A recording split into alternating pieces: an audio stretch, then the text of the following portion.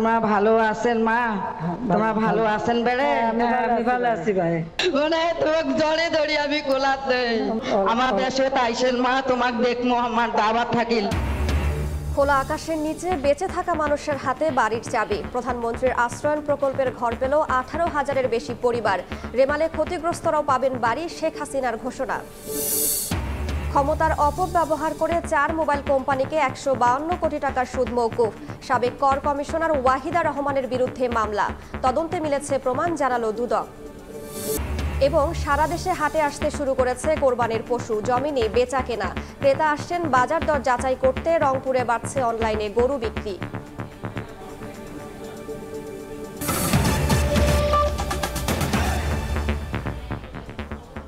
সময় সংবাদের সঙ্গে আছি আমি রাইসা জান্নাত। প্রধানমন্ত্রী কার্যালয়ের আশ্রয়ন 2 প্রকল্পের আওতায় আরও 18,500 ভূমিহীন গৃহহীন পরিবার পেলেন জমি ও ঘর। সকালে গণভবনে ভার্চুয়ালি যুক্ত হয়ে প্রধানমন্ত্রী শেখ হাসিনা ঘর ও জমি বুঝিয়ে দেন। একই সঙ্গে 26 জেলা ও 70 উপজেলাকে শতভাগ ভূমিহীন গৃহহীন ঘোষণা করা হয়। আশ্রয়ন প্রকল্প মানুষের মধ্যে আত্মবিশ্বাস তৈরি করতে পেরেছে উল্লেখ করে প্রধানমন্ত্রী বলেন, তার সরকারের নেওয়া প্রকল্পগুলোর সুফল পাচ্ছে সাধারণ মানুষ। সম্প্রতি রেমালে ক্ষতিগ্রস্ত ঘরবাড়িগুলো দ্রুত নির্মাণ করে দেওয়া হবে বলেও ঘোষণা দেন তিনি।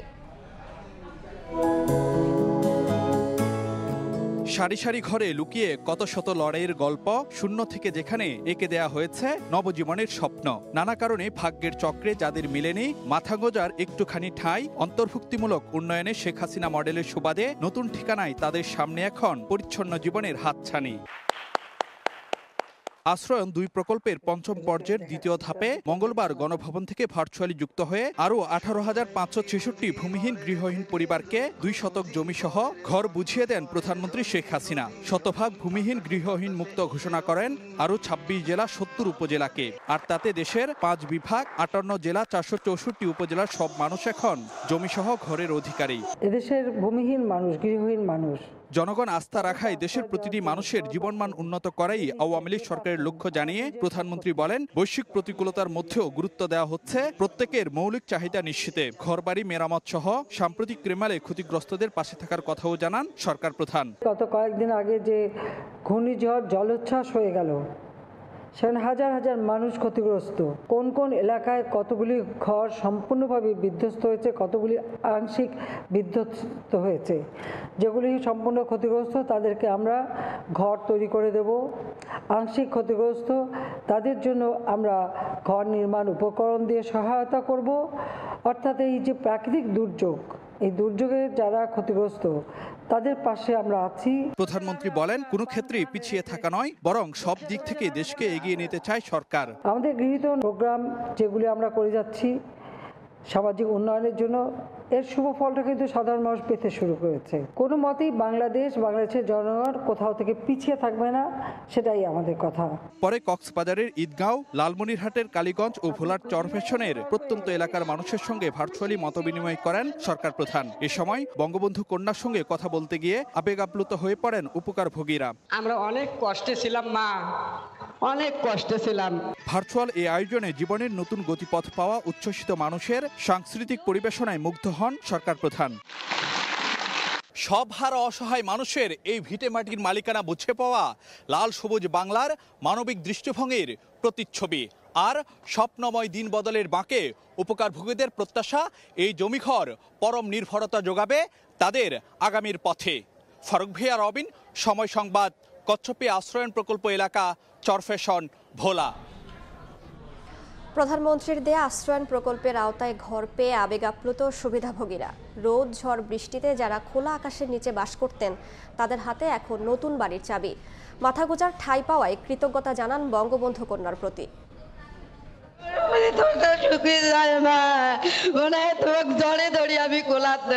মমতাময়ী প্রধানমন্ত্রী দিলেন মাথা গোজার ঠাঁই।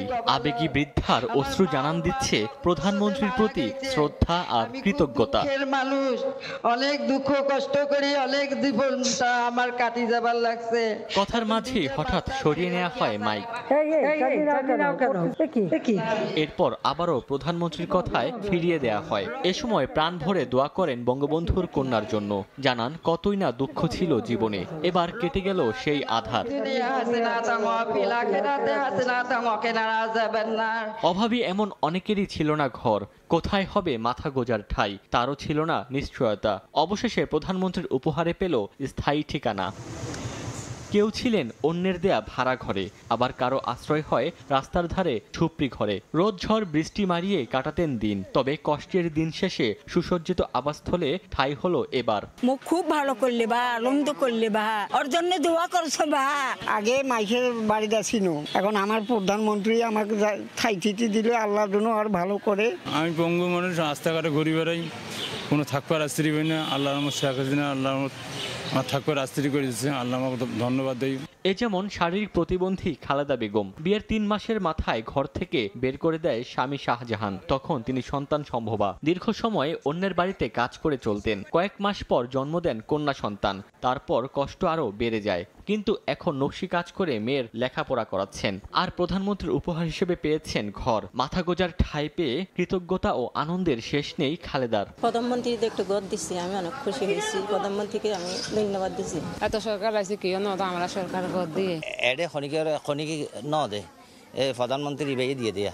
মঙ্গলবার ভার্চুয়ালি যুক্ত হয়ে প্রধানমন্ত্রী শেখ হাসিনা 18,565টি ভূমি ও গৃহহীন পরিবারকে জমিসহ ঘর হস্তান্তর করেন। এ সময় সবার চোখে মুখে ভেসে ওঠে উচ্ছ্বাসের ছাপ। ঈদের আগে নতুন ঘর পেয়ে বঙ্গবন্ধুর কন্যার প্রতি কৃতজ্ঞতা জানান সবাই। আগে অনেক কষ্ট করছি, ঝড় বৃষ্টিতে থাকছি, রাস্তাঘাটে থাকছি, স্টেশনে থাকছি। মাননীয় প্রধানমন্ত্রী ঘর দেওয়াতে, মজিব ঘর পাওয়াতে আমি অনেক খুশি। খুব কষ্ট ছিল, এখন উনি ঘর বাড়ি দিয়া খুব সুখী শান্তি আমরা আছি। কাগজপাতি পাইলাম, দলিল টলিল সবাই দিল, 2 শতক জমি কওলা করে দিল।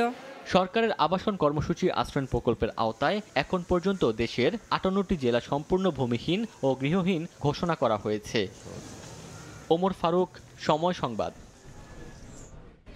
অন্য প্রসঙ্গ, ক্ষমতার অপব্যবহার করে 4 মোবাইল কোম্পানির 152 কোটি টাকা সুদ মওকুফ করে দেন সাবেক কর কমিশনার ওয়াহিদা রহমান। এ ঘটনায় তার বিরুদ্ধে মামলা করেছে দুর্নীতি দমন কমিশন। এদিকে দুপুরে এক সংবাদ সম্মেলনে দুদক সচিব খোরশেদা ইয়াসমিন জানান, বিভাগীয় তদন্তে ওয়াহিদা রহমানের অপরাধ প্রমাণিত হয়েছে।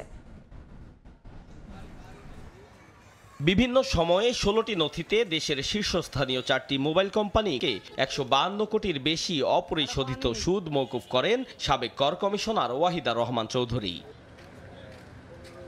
দুদকের সহকারী পরিচালক শাহ আলম শেখের করা মামলার এজাহারে দেখা যায়, তার বিরুদ্ধে আনা অভিযোগের প্রেক্ষিতে দেশের বেশ কয়েকটি সংস্থা সাবেক ওই কর কমিশনারের বিরুদ্ধে তদন্ত কমিটি গঠন করে। দুদক সচিব জানান, তদন্তে অভিযোগ প্রমাণিত হয়েছে। অভিযোগের পরিপ্রেক্ষিতে একটি ডিপার্টমেন্টাল প্রসিডিংস হয়েছে। ওই ডিপার্টমেন্টাল প্রসিডিংসে এই অভিযোগগুলি প্রমাণিত হয়েছে। অসৎ উদ্দেশ্যে ক্ষমতার অপব্যবহার করে এখতিয়ার বহির্ভূতভাবে 16টি নথিতে 4টি মোবাইল অপারেটর কোম্পানি গ্রামীণ ফোন, বাংলালিংক, রবি এবং এয়ারটেলের নিকট অপরিশোধিত সুদ বাবদ পাওনা 152,89,390 টাকা মওকুফ করে সরকারের আর্থিক ক্ষতি সাধন করেছেন।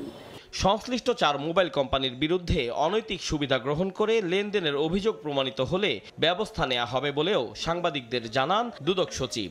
এটা পরবর্তীতে নেওয়া হবে, তদন্তকালে সেটি সবকিছু এইসব বিষয়গুলো আশা করি এসে যাবে। সাবেক কর কমিশনার ওয়াহিদা রহমান একক নির্বাহী আদেশে অসৎ উদ্দেশ্যে 4টি প্রতিষ্ঠান থেকে সুদ আদায় না করে রাষ্ট্রের আর্থিক ক্ষতি করেছেন, যার প্রেক্ষিতেই মঙ্গলবার মামলা করে দুদক। আতাউর কাউসার, সময় সংবাদ, ঢাকা। আনুষ্ঠানিকভাবে দায়িত্ব গ্রহণ করলেন বাংলাদেশ বিমান বাহিনীর নতুন প্রধান। সকালে গণভবনে নবনিযুক্ত এয়ার চিফকে র্যাঙ্ক ব্যাজ পরানো হয়। বেলা 10টার পর গণভবনে প্রধানমন্ত্রী শেখ হাসিনার উপস্থিতিতে নবনিযুক্ত বিমান বাহিনীর প্রধান এয়ার মার্শাল হাসান মাহমুদ খানকে র্যাঙ্ক ব্যাজ পরানো হয়। সামরিক রীতি অনুযায়ী নতুন বিমান বাহিনী প্রধানকে ব্যাজ পরিয়েছেন সেনাবাহিনী ও নৌবাহিনীর প্রধান। ব্যাজ পরানোর পর আনুষ্ঠানিকভাবে প্রধানমন্ত্রী শেখ হাসিনা ফুল দিয়ে অভিনন্দন জানান নবনিযুক্ত বিমান বাহিনীর প্রধানকে। এ সময় প্রধানমন্ত্রীর সামরিক উপদেষ্টা, সামরিক সচিব সহ ঊর্ধ্বতন কর্মকর্তারা উপস্থিত ছিলেন। উচ্ছেদ অভিযানে এসে হরিজন সম্প্রদায়ের বাধার মুখে পিছু হটে সিটি কর্পোরেশন ও আইন শৃঙ্খলা বাহিনী। সকালে রাজধানীর বংশালে দ্বিতীয় দিনের মতো এলাকাটিতে অভিযান পরিচালনা করার কথা ছিল, তবে এতে বাধা দেয় স্থানীয়রা। এ সময় পুলিশের সামনেই আত্মহত্যার চেষ্টা করেন এক বাসিন্দা। স্কুলে যাওয়ার কথা থাকলেও এই শিক্ষার্থীরা এসেছে মানববন্ধনে। মুখে কালো কাপড় বেঁধে দিচ্ছে প্রতিবাদী স্লোগানও। এই আন্দোলন নিজের মাথা গোজার ঠাঁইটুকু রক্ষার। রাজধানীর বংশালে হরিজন সম্প্রদায়ের বাসিন্দাদের উচ্ছেদ অভিযানের দ্বিতীয় দিনের চিত্র এটি। প্রথম দিন পুরোপুরি উচ্ছেদে ব্যর্থ হলে মঙ্গলবার আবারও অভিযানে নামে সিটি কর্পোরেশন। তবে এদিন ভেতরেই ঢুকতে দেয়া হয়নি আইন শৃঙ্খলা বাহিনীকে, আটকে দেয়া হয় বুলডোজার গাড়িগুলো। এক পর্যায়ে বাধ্য হয়ে পিছু হটে আইন শৃঙ্খলা বাহিনী। তবে যে কোনো পরিস্থিতিতে অভিযান চালানো হবে বলে জানিয়েছেন নির্বাহী ম্যাজিস্ট্রেট। এলাকাটিতে বসবাসকারী বাসিন্দারা বলছেন কোনো নোটিশ ছাড়াই উচ্ছেদ করা হচ্ছে তাদের, এমনকি কোথাও বাড়ি ভাড়া না পাওয়ার দাবিও করেন তারা। বাসা ভেঙে দিলে আমরা পড়ালেখা কিভাবে করব? আমাদের সামনে পরীক্ষাও আছে, আমরা কিভাবে পড়ালেখা করব? আমাদের বাড়ি ভাঙলে আমরা তো হয়ে যাব। সব ঘর দুয়ার ভেঙে দিতেছে, আমরা কই যামু এখন? এই বাচ্চা কুচ্চা নিয়ে কই থাকমু আমরা? রোহিঙ্গাদের যখন জায়গা হতে পারে, আমরা দেশের নাগরিক, আমাদের জায়গা কেন দিব না? প্রধানমন্ত্রীর কাছে আমাদের হাত জড়ি, আমাদের বিনতি, আমাদের স্থায়ী দিতে হবে। আজকে কিন্তু আমরা সংখ্যালঘু বলে আমাদের উচ্ছেদ করা হচ্ছে, বাসস্থানের কোনো ব্যবস্থা নাই। ওদের পার্টিরা আহে ভয় দেখায়, তা আমরা কি করবো? এদিকে বিকেলে তৃতীয় দফায় অভিযানের চেষ্টা করলে পুলিশের সামনেই গলায় দড়ি দিয়ে আত্মহত্যার চেষ্টা করেন একজন। মেহেদী হাসান, সময় সংবাদ, ঢাকা। গ্রাম থেকে ঢাকায় বেড়াতে এসে লাশ হলেন লক্ষ্মীপুরের এক কৃষক। রাজধানীর আদাবরে একটি ভাঙাড়ির দোকানে থাকা পরিত্যক্ত সিলিন্ডারের গ্যাসেই তার মৃত্যু হয় বলে জানিয়েছেন চিকিৎসকরা। সিলিন্ডার থেকে ছড়িয়ে পড়া বিষাক্ত গ্যাসে অসুস্থ হয়েছেন আরও অন্তত 15 জন। ঘটনাস্থল থেকে বিভিন্ন আলামত সংগ্রহ করেছে সিআইডি। এ ঘটনায় একজনকে আটক করেছে আইন শৃঙ্খলা রক্ষা বাহিনী।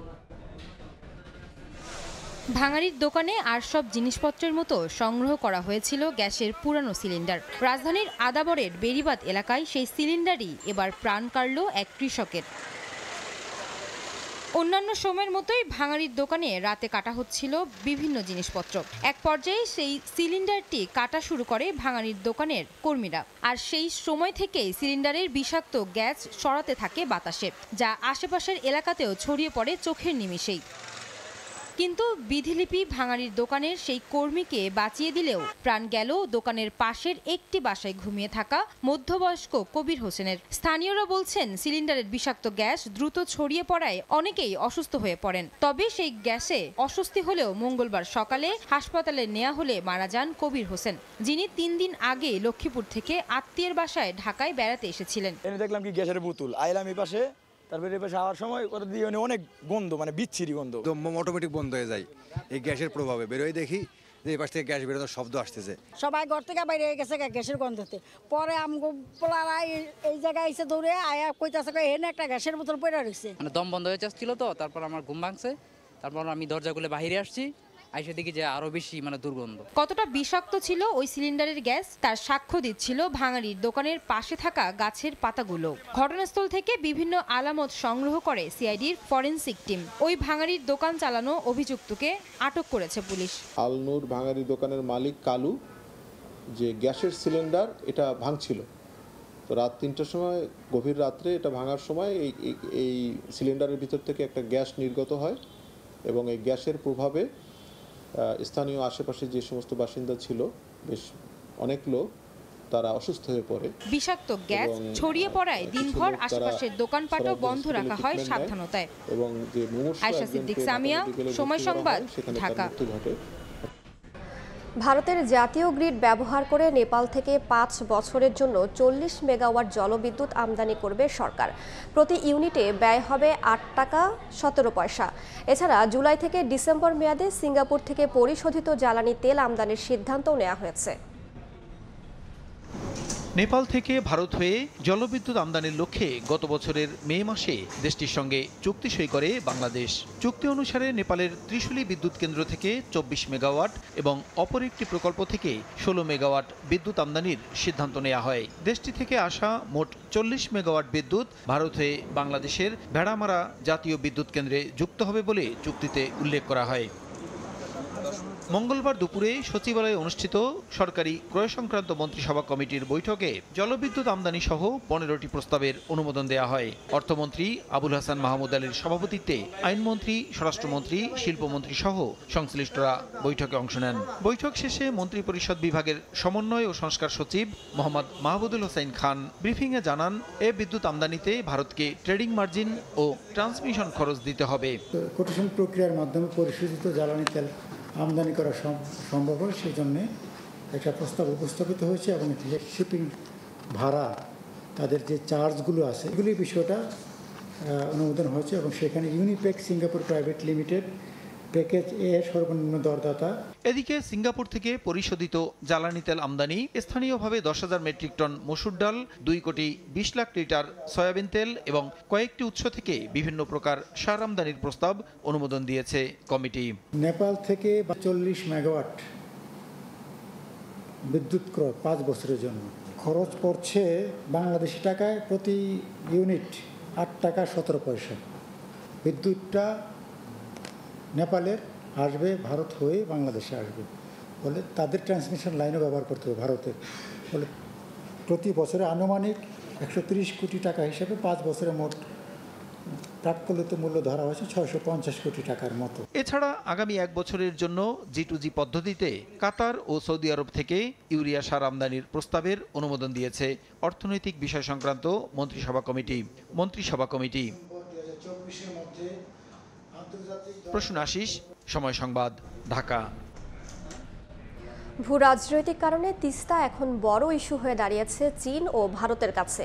এখন প্রশ্ন হলো, কার বিনিয়োগে হতে যাচ্ছে তিস্তা মহাপরিকল্পনা? কেননা চীনের পর এই প্রকল্পে বিনিয়োগের আগ্রহ দেখিয়েছে ভারতও। তবে গবেষকরা বলছেন, চীন ভারত দ্বন্দ্বে কোনোভাবেই যেন এই প্রকল্প বাধাগ্রস্ত না হয়। সে কারণে যে দেশই আগে বিনিয়োগ করতে চায় সেটি গ্রহণ করা উচিত। একসময় যে তিস্তার উপর ভর করে জীবন জীবিকার রসদের যোগান হতো উত্তরের কোটি মানুষের, এখন সেই তিস্তাই মহা সর্বনাশের কারণ। বছর জুড়ে ভাঙ্গন, প্লাবন আর পরিচর্যার অভাবে তিস্তা এখন বিধ্বংসী রূপ ধারণ করেছে। গতি পরিবর্তন করে বন্যায় আগ্রাসী হয় আর খরায় পানির অভাবে মরুকরণে রূপ নেয়। ফলে হুমকিতে পড়েছে কৃষি, জীববৈচিত্র্য, বাড়ছে বাস্তুচ্যুত মানুষের সংখ্যা। প্রায় 2-3 কিলোমিটার ভাঙতেছে, 1000 জিও ব্যাগ ফেলাইছে, এটা দিয়ে কোনো কাজ হয় না। দিকে গতবার থেকে ভাঙতে এবং তো এই দূরপন্থে এসে গেছে। প্রত্যেকটা মানুষ প্রত্যেকটা রাত জেগে থাকে, কারণ কাছারের উপরেই তাদের বাড়ি, এখন যে কোনো সময় ভেঙে যেতে পারে। 2022 সালে চীনের একটি প্রতিনিধি দল তিস্তা সফরে আসেন। এ সময় তারা তিস্তা মহাপরিকল্পনা বাস্তবায়নে বিনিয়োগ ও কারিগরি সব ধরনের সহায়তা দিতে আগ্রহ প্রকাশ করেন। তবে নানা কারণে প্রকল্পের কাজ শুরু হয়নি। আর গেল মাসের 9 মে ভারতের পররাষ্ট্র সচিবের বাংলাদেশ সফরে গুরুত্ব পায় তিস্তা বহুমুখী প্রকল্পে বিনিয়োগ করতে চায় ভারত, এমন আগ্রহের কথাও জানানো হয়। তবে অধিকার কর্মীরা বলছেন, উন্নয়ন সহযোগী যে দেশেই তিস্তা মহাপরিকল্পনায় বিনিয়োগ করতে চায় সেটি বাংলাদেশের গ্রহণ করা উচিত। কেউ যদি অর্থ দেয় স্বল্প সুদে এবং কারিগরি সক্ষমতায় যে দ্রুততর সময় এটা করতে পারে, সেই কাজটি আমাদের দাবি। আর নদী গবেষকদের মতে, বিনিয়োগ যারাই করুক, তিস্তা পানি বন্টন চুক্তি সমাধান না হলে তা কোনো কাজে আসবে না। ভারত তারা যদি এখানে অর্থ বিনিয়োগ করে কোনো অসুবিধা নেই, কিন্তু সবার আগে চাই তিস্তার পানি বন্টন চুক্তি ন্যায্য হিসার ভিত্তিতে। বাংলাদেশ অংশে 115 কিলোমিটার তিস্তার 100 কিলোমিটারই চরম ঝুঁকিতে। ফলে দীর্ঘ সময় ধরে নদী পাড়ের বাসিন্দাদের যে দাবি তিস্তা শাসন ও মহাপরিকল্পনা বাস্তবায়ন, তার কোনো বিকল্প নেই বলছেন অধিকার কর্মীরা। নাজমুল ইসলাম নিশাত, সময় সংবাদ, রংপুর। গত এক যুগে রেলের উন্নয়নে 1.5 লাখ কোটি টাকা ব্যয় হলেও হয়নি কাঙ্ক্ষিত উন্নয়ন। ট্রেনের গতি তো বাড়েইনি, বরং কমেছে অনেক রুটে। যাত্রীরা বলছেন, শিডিউল বিপর্যয় আর ধীর গতির ভোগান্তি নিত্যসঙ্গী তাদের। নাজমুস সালেহের রিপোর্ট। যাত্রা শুরু করে তার গন্তব্যে কত ঘন্টায় পৌঁছাবে এবং ট্রেনটি কোন সেকশনে কত কিলোমিটার গতিতে চলবে তা ঠিক করে দেওয়া হয় এমন ওয়ার্কিং টাইম টেবিলের মাধ্যমে। আমাদের হাতে আছে 2023 সালে প্রণীত সর্বশেষ 53তম টাইম টেবিল এবং একই সঙ্গে রয়েছে 2011 সালে প্রণীত 47তম টাইম টেবিল। আমরা দেখতে চাই এই এক যুগে কোন সেকশনে রেলের গতি কত বাড়লো নাকি কমলো। দুটি টাইম টেবিল বিশ্লেষণ করলে দেখা যায় 12 বছর আগে ট্রেনের গতি যা ছিল তাই রয়ে গেছে, অথচ এই 12 বছরে রেলের উন্নয়নে খরচ হয়েছে 1.5 লাখ কোটি টাকা। বিপুল এই বিনিয়োগের কোনো প্রভাবই পড়েনি ট্রেনের গতিতে। 10 বছর আগে 4 ঘন্টা 4.5 ঘন্টা দিতাম, অন্য 4 ঘন্টা 4.5 ঘন্টা লাগে। আগে আমরা 5-6 ঘন্টা সিরিয়াল বসতে পারতাম, এখন 8 ঘন্টা 9 ঘন্টা লাগবে কোনো সময়। স্বল্প সময়ে বাড়ি যাওয়া তো দূরের কথা, এখনও ট্রেনের জন্য ঘন্টার পর ঘন্টা প্ল্যাটফর্মে যাত্রীদের অপেক্ষা করতে হয়। আর শিডিউল বিপর্যয় যেন পশ্চিমাঞ্চলের নিত্যদিনের সঙ্গী। রংপুর, কুড়িগ্রাম, লালমনিরহাট, বুড়িমারি এই 4টা গাড়ি প্রায় লেট। ম্যাক্সিমাম টাইমে 3 থেকে 4 ঘন্টা লেট হয়। এখনো আগের মতো ঘন্টার পর ঘন্টা বসে থাকা লাগে প্ল্যাটফর্মে। কখন ট্রেন আসবে, কখন ট্রেন ছাড়বে, এটার কোনো নিশ্চয়তা নেই। ট্রেন চালকরা বলছেন টাইম টেবিলে যে গতিসীমা বেঁধে দেওয়া হয়েছে সে অনুযায়ী ট্রেন চলে না বেশিরভাগ রুটেই। ঝুঁকিপূর্ণ বিবেচনায় বেশ কিছু সেকশনে 10 থেকে 20 কিলোমিটার গতিতে ট্রেন চালাতে নির্দেশনা দেওয়া হয়েছে তাদের। ডেড স্টপ ওইটা হলো আপনি দাঁড়াবেন, দাঁড়ায় কোথাও 5 কিলোমিটার থাকে, কোথাও আবার 10 কিলোমিটার থাকে। জামালপুর থেকে সরিষাবাড়ি পর্যন্ত ওইখানে 30 কিলো, কোনো জায়গায় রেজিস্ট্রেশনের কারণে 10 কিলো পর্যন্ত হইতে পারে সর্বনিম্ন। যোগাযোগ বিশেষজ্ঞরা বলছেন যা দরকার তা না করে পরিকল্পনাহীন উন্নয়নের ফলে কমছে রেলের গতি। পুরাতন লাইনগুলি যদি সংস্কার করা যেত তাহলে পুরাতন লাইনগুলি তো আমরা গতি বাড়াতে পারতাম, কিন্তু সেই সংস্কার না করে শুধু নতুন নতুন প্রকল্পের পেছনে ছুটলে পুরাতন যে রেল লাইনগুলি আছে সেটা তো আরও ঝুঁকিপূর্ণ হয়ে উঠছে, তার গতি কমছে। তো সেটা তো আসলে আমাদের অভিলক্ষ্য হওয়া উচিত না। তবে কর্তৃপক্ষ বলছে চলমান প্রকল্পগুলো শেষ হলে কিছুটা গতি ফিরবে ট্রেনের চাকায়, তবে অপেক্ষা করতে হবে আরও 5 থেকে 7 বছর। হয়তো আরও 5-7 বছর পরে যখন এই ভালনারেবল পয়েন্টগুলো ডিটেক্ট হবে এবং সেগুলো রিপ্লেস হবে, তখন এটা আরও বেশি গতি বাড়বে বা এটার সুফল মানুষ পাবে। সারা দেশে রেলপথ রয়েছে 3000 কিলোমিটার, যার 63% ঝুঁকিপূর্ণ। নাজমুস সালেহী, সময় সংবাদ, ঢাকা। প্রধানমন্ত্রী শেখ হাসিনা যখন দেশকে এগিয়ে নিয়ে যাচ্ছে তখন দেশবিরোধী অপশক্তি ষড়যন্ত্র করে উন্নয়নের গতি থামিয়ে দিতে চাইছে বলে মন্তব্য করেছেন আওয়ামী লীগের সভাপতি মণ্ডলীর সদস্য অ্যাডভোকেট কামরুল ইসলাম এমপি। বিকেলে রাজধানীর তেজগাঁওয়ে শেখ হাসিনার কারামুক্তি দিবস ও ঐতিহাসিক 6 দফা দিবস উপলক্ষে ঢাকা জেলা আওয়ামী লীগ আয়োজিত আলোচনা সভায় এ কথা বলেন তিনি। এই অপশক্তি বাংলাদেশকে এই উন্নয়ন অগ্রযাত্রাকে আজকে ব্যাহত করার জন্য, আমাদেরকে আবার পেছনের দিকে নিয়ে যাওয়ার জন্য আজকে কিন্তু ষড়যন্ত্র চলছে। এরা ষড়যন্ত্র বিভিন্নভাবে ষড়যন্ত্র, এরা গণতন্ত্রে বিশ্বাস করে না। একটা গণতান্ত্রিক দল নির্বাচনের বাইরে থাকবে এটা হয় না, গণতান্ত্রিক চর্চা এদের মধ্যে নাই। আজকে তাই নির্বাচনে আসে না, আজকে তারা দেশের বিরুদ্ধে বিভিন্নভাবে ষড়যন্ত্র করে, সরকারের বিরুদ্ধে না, রাষ্ট্রযন্ত্রের বিরুদ্ধে আজকে তারা ষড়যন্ত্র করছে। এদেরকে এই অপশক্তিকে রাজনীতি থেকে বিতাড়িত করতে না পারলে রাজনীতিতে স্বস্তি ফিরে আসবে না, শান্তি ফিরে আসবে না। গাইবান্ধায় জমে উঠেছে কোরবানির পশুর হাট। এই মুহূর্তে জেলার সবচেয়ে বড় পশুর হাট দারিয়াপুর হাটে আছেন রিপোর্টার বিপ্লব ইসলাম, সরাসরি যাচ্ছে তার কাছে। গাইবান্ধার কোরবানির হাটগুলোতে কিন্তু ব্যাপক পরিমাণে যে কোরবানির পশু সেটি কিন্তু উঠতে শুরু করেছে। আমরা দেখছি যে প্রত্যেকটি হাটে কিন্তু একেবারেই গরু ছাগলে একাকার হয়ে গেছে। গাইবান্ধার যে 26টি স্থায়ী হাট এবং 16টি অস্থায়ী হাট এবং 60টি প্রাণী সম্পদ কর্মকর্তার কার্যালয়ের যে অনলাইন হাট এবং একটি জেলা প্রাণী সম্পদ কার্যালয়ের হাট সহ মোট 8টি অনলাইন হাটের মাধ্যমে কিন্তু এবারের কোরবানির পশু বেচাকেনা চলছে জেলায়।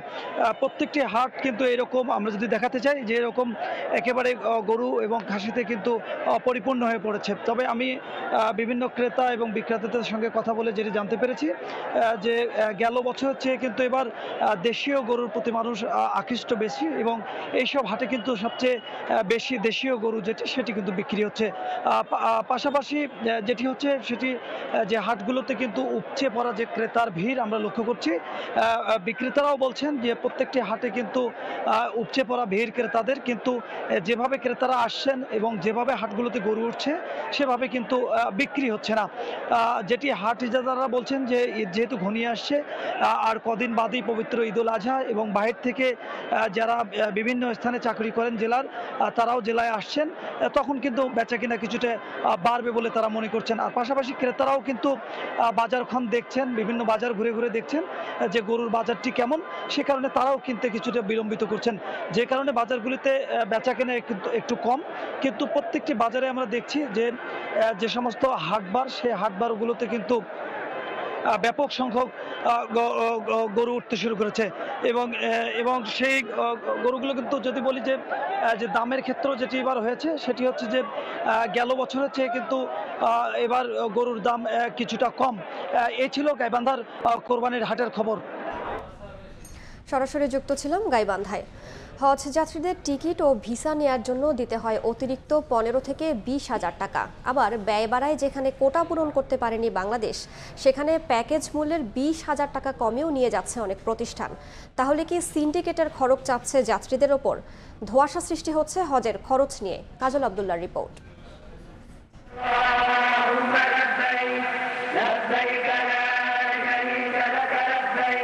বহুত কষ্ট টাকা জোগাইছি আমি। আসাম নামাই তো রিটায়ার্ড হয়ে এসেছি আজকে 18 বছর। এই 18 বছরের ভিতরে 11-12 বছর খালি টাকাটা জমাছি। বয়স 70 আয়ুব আলী হজ করার জন্যই 10 বছর সিকিউরিটি গার্ডের চাকরির টাকা জমিয়ে এবার যাচ্ছেন হজে। তার মতো এত কষ্টের টাকায় সবাই হজে না গেলেও করোনার পর খরচ হয়েছে দ্বিগুণ, যা কঠিন করেছে হজ যাত্রীদের। বাংলাদেশ থেকে প্রতি বছর প্রায় 1 লাখ মুসল্লি নিজের ত্যাগ ও ভালোবাসা জানান দিতে পবিত্র মক্কায় ছুটে যান হজ পালনে। হাজিদের এই সেবা দিতে দেশে রয়েছে 2 শতাধিক হজ এজেন্সি। তবে কতটা সেবা আসলে দিচ্ছে প্রতিষ্ঠানগুলো? আশকোনা হজ ক্যাম্পে যাত্রীদের সাথে কথা বলে জানা যায় প্যাকেজে কি সুবিধা দেয়া হবে বিস্তারিত জানেন না তারা। অনেকের কাছ থেকেই নেওয়া হয়েছে 6 থেকে 7 লাখ টাকা। একজনের 7 লাখ করে টাকা লাগতেছে। আগে তো একজন 3.5 লাখ টাকা হজ করে আসতো। কষ্ট তো বেশি হচ্ছে, সবারই তো কষ্ট হচ্ছে। হজ যাত্রী কমে যাবে তো। সুযোগ সুবিধাটা যেন একটু বেশি করা হয়, তাহলে ওই যাত্রী বেশি হবে। অনিয়মের আরেক তথ্য মিলেছে, প্যাকেজ মূল্যের বাইরেও অতিরিক্ত 15 থেকে 20,000 টাকার দাবি করা হয় মুআল্লিমদের কাছে। না দিলে অনেক এজেন্সি জিম্মি করে রাখে ভিসা ও টিকিট। এজেন্সি বিভিন্ন অজুহাত দেখায়, তাদের কাছে আরও টাকা 5,000, 10,000, 20,000 পর্যন্ত বাড়ায় দেয় এবং এই টাকাটা নেওয়ার জন্য সময় হয়ে যাচ্ছে, হাজি নিয়ে চলে আসতেছে, ওরা ভিসা টিকিট আটকায় রেখে দেয়। এই টাকা পেমেন্ট করেন, তারপরে ভিসা টিকিট নিয়ে যান। আবার এবারে নির্ধারিত সর্বনিম্ন প্যাকেজ মূল্যের চেয়েও অনেক এজেন্সি কম নিচ্ছে প্রায় 20,000 টাকা। আমাদের প্যাকেজ ঘোষণা করা হয়েছিল 5,79,000 টাকা, সেখানে আমাদের 9,000 টাকা কম নিচ্ছে। এমন অবস্থায় সর্বনিম্ন প্যাকেজ মূল্যের চেয়েও কম খরচে হজে যাওয়াই বলে দেয় সিন্ডিকেট করছে এজেন্সিগুলো। তবে এ ব্যাপারে হাব সভাপতির বক্তব্য দায়সারা। এত বড় একটা যজ্ঞ বিশাল, এখানে একেবারে সব কিছু 100% সিমলেস হয়েছে, এই কথা বলার কোনো সুযোগ নাই। কিন্তু অন্যান্য যে কোনো বছরের তুলনায় এবছর একটি ভালো হজ ব্যবস্থাপনা হয়েছে। চলতি বছর 1,27,000 হজযাত্রীর কোটা থাকলেও কয়েক ধাপে সময় বাড়িয়েও তা পূরণ করতে পারেনি বাংলাদেশ। বাকি রয়েছে 44,000 যাত্রীর কোটা, যার পেছনে সব মহল থেকেই অতিরিক্ত বিমান ভাড়া সহ বেশি খরচের বিষয়টি উঠে আসে বারবার। কাজল আব্দুল্লাহ, সময় সংবাদ, ঢাকা।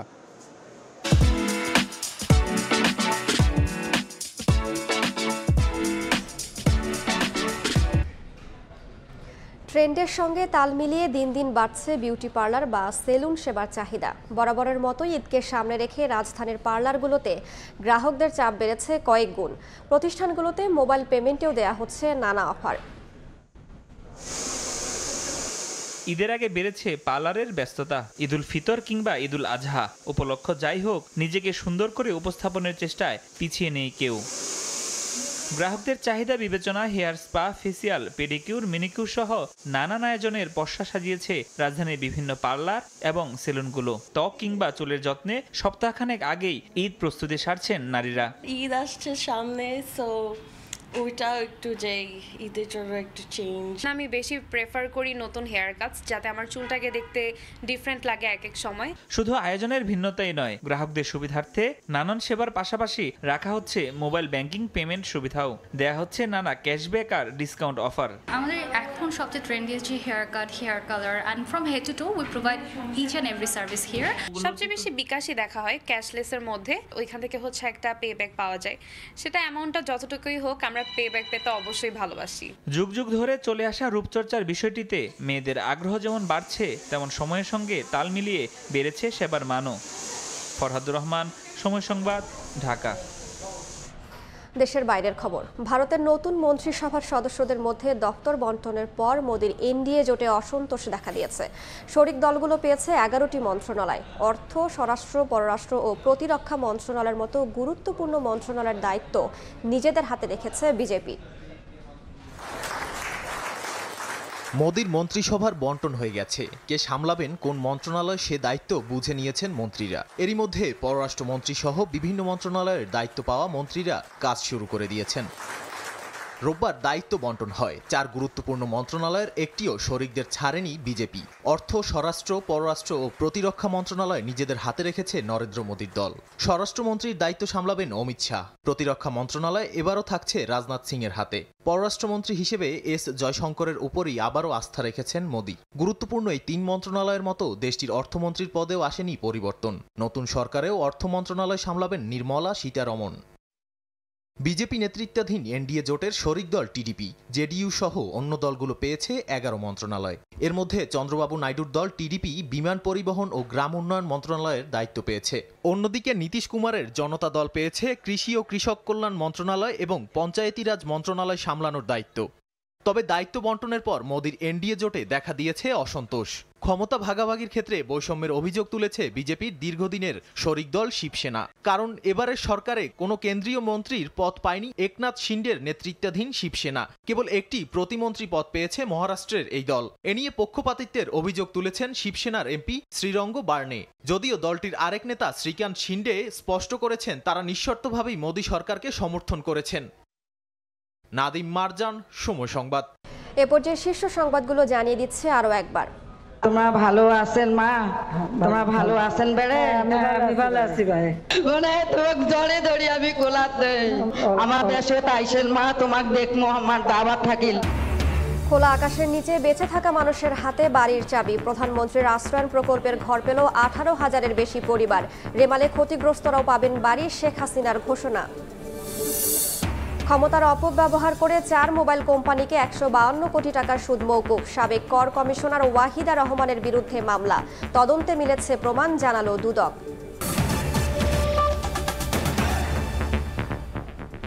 এই ছিল সময় সংবাদ। এরপর বাংলার সময়, সঙ্গে থাকবেন সহকর্মী ইমদাদুল হক। রাইস, আপনাকে ধন্যবাদ। বাংলার সময় নিয়ে ফিরছি কিছুক্ষণ পর, সঙ্গে থাকুন সময়।